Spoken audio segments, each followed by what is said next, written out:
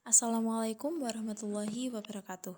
Perkenalkan, nama saya Eki Zuarini. Saya berasal dari kelas 6A PGSD dengan NIM 2386202011. Di sini saya akan mempresentasikan e-modul yang saya susun yang berjudul Molly's Math Adventure yang bertemakan pemecahan masalah matematika dengan model Polya. Di sini saya menyusun e-modul yang disusun untuk kelas 5 sekolah dasar dengan topik materi yaitu mengenal bilangan cacah sampai dengan 1 juta.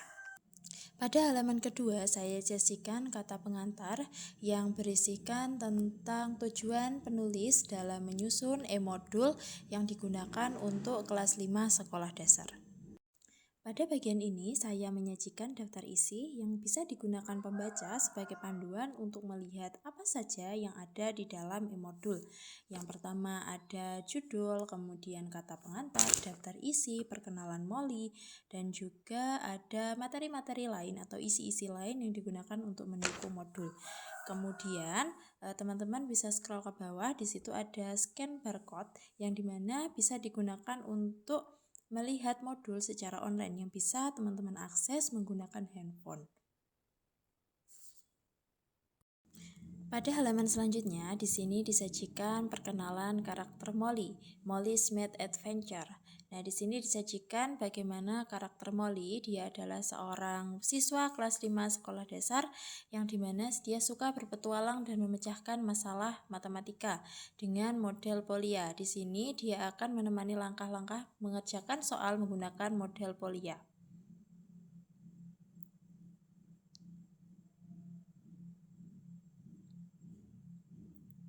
Kemudian di bagian bawah disajikan kata-kata penyemangat untuk siswa bahwa setiap masalah memiliki jalan keluar. Kemudian pada bagian ini disajikan informasi modul Mari Belajar Bilangan Cacah sampai dengan 1 juta. Kemudian di bawahnya disajikan tujuan pembelajaran bahwasanya siswa diharapkan mampu menjelaskan, membaca dan menulis, menentukan nilai tempat, membandingkan juga menyelesaikan soal cerita yang berkaitan dengan bilangan cacah sampai dengan 1 juta menggunakan model Polya. Pada bagian ini dijelaskan apa itu pemecahan masalah matematika yang dijelaskan ke dalam NCTM yang dikutip dari Maulida tahun 2019 bahwasanya kemampuan matematika adalah kemampuan untuk memahami, mengeksplorasi dan juga menyelesaikan berbagai masalah dengan cara berpikir logis. Kemampuan ini mencakup keterampilan menemukan solusi pada masalah yang tidak biasa, menyampaikan ide secara jelas, serta menghubungkan konsep matematika dengan kehidupan sehari-hari.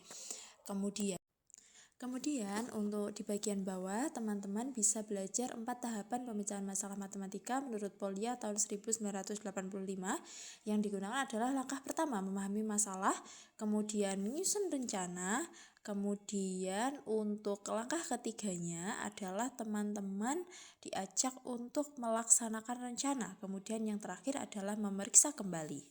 Pada bagian ini, teman-teman bisa belajar melalui ringkasan materi tentang pengertian dari bilangan cacah beserta nilai tempatnya, yaitu bilangan cacah memiliki nilai tempat ratus ribuan, puluh ribuan, ribuan, ratusan, puluhan, hingga satuan.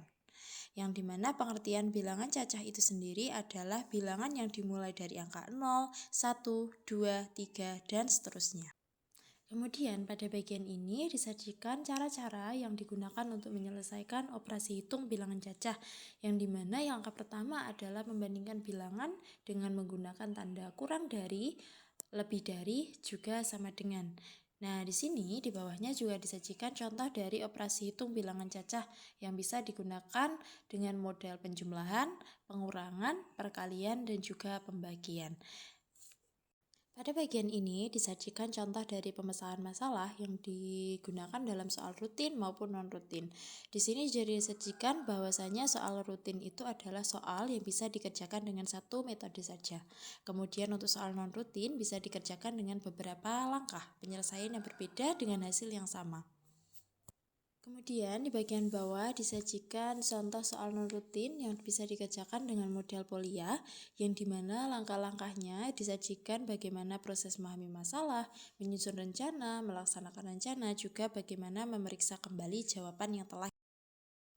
Nah, saya di sini akan menjelaskan pengerjaan dari soal non-rutin model Polia yang dimana soalnya adalah perpustakaan kota A memiliki 568.425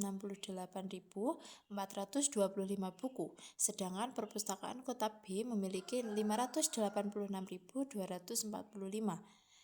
Perpustakaan manakah yang memiliki buku lebih banyak? Kemudian berapa selisih jumlah bukunya? Nah, di sini langkah yang pertama kita lakukan adalah memahami masalah. Diketahui jumlah buku dua perpustakaan yaitu 568.425 di perpustakaan A, kemudian di perpustakaan kota B itu terdiri dari 586.245. Kemudian ditanyakan perpustakaan mana yang lebih banyak jumlah buku dan banyak selisihnya. Kemudian setelah dituliskan, teman-teman bisa menyusun rencana membandingkan kedua bilangan.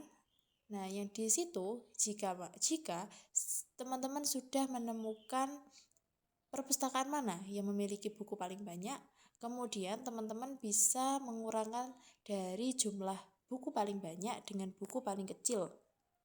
Kemudian teman-teman bisa melaksanakan rencana yang dimana teman-teman bisa mengurangi dari perpustakaan kota A yang memiliki buku paling banyak dikurangi dengan jumlah perpustakaan kota B yang memiliki buku paling sedikit.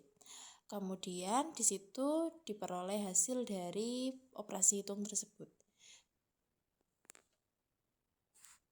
Kemudian teman-teman bisa melakukan pemeriksaan kembali terhadap pengurangan dan juga perbandingan dari kedua operasi hitung tersebut, apakah sudah benar ataukah belum. Nah, di situ setelah jawaban tepat, teman-teman bisa menuliskan kesimpulan yang dimana teman-teman bisa menuliskan jadi jumlah dari selisih dari kedua perpustakaan tersebut adalah 17.820 buku yang dimana perpustakaan kota A memiliki jumlah buku yang paling banyak. Pada bagian ini, siswa diajak untuk mengerjakan soal kuis yang dimana di situ disajikan tantangan bersama Molly. Nah, teman-teman siswa bisa mengisi identitasnya pada kolom nama lengkap, kemudian mengisikan kelas yang disesuaikan dengan kelas berapa siswa tersebut. Kemudian jika sudah mengisi identitas berupa nama dan juga kelas, teman-teman siswa bisa mengeklik dari tombol Ayo Main. Kemudian di sini teman-teman bisa menyaksikan dari petunjuk penggunaan kuis, di mana nanti bagaimana siswa dapat mengerjakan soal tersebut. Kemudian siswa bisa memilih jawaban mana yang menurut siswa paling tepat dari kelima soal tersebut.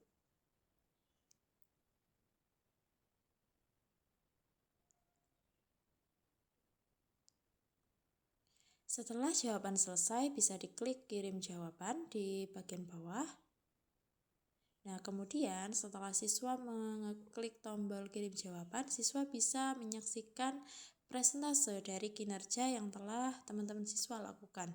Kemudian di bagian bawah disajikan pula pembahasan dari kelima soal tersebut yang bisa dijadikan bahan belajar bagi siswa untuk mempersiapkan pengerjaan ulang di tahap selanjutnya. Pada bagian terakhir disajikan profil dari penyusun e-modul, yaitu saya sendiri Eki Zuharini dari kelas 6A PGSD. Kemudian pada bagian terakhir disajikan daftar referensi dijadikan acuan dalam penyusunan e-modul.